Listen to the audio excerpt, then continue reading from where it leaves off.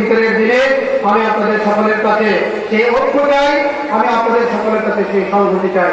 আমি আর কথা বাড়াচ্ছি না, আমি আবারও মহান আল্লাহর দরবারে আপনারা যারা এখানে উপস্থিত হয়েছেন এই ময়মনসিংহ জেলার সকলের জন্য আল্লাহর কাছে দোয়া করছি, আল্লাহ তুমি আমাদেরকে কবুল করো, আমাদের সকলকে ঐক্যতার তৌফিক দান করো।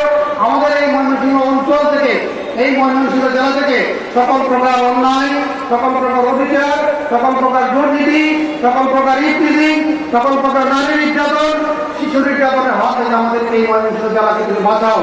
আল্লাহ তুমি আমাদেরকে রহম করো এবং আমি আগামী দিনে আপনাদের সকলের সহযোগিতা পাবো একসাথ থেকে আপনাদেরকে আবারও সকলকে ঈদুল ফিতরের শুভেচ্ছা জানিয়ে আমি আমার বক্তব্য শেষ করছি।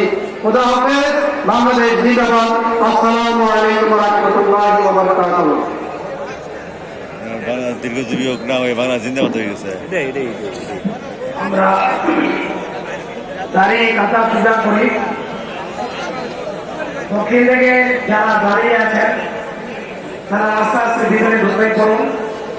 ভিতরে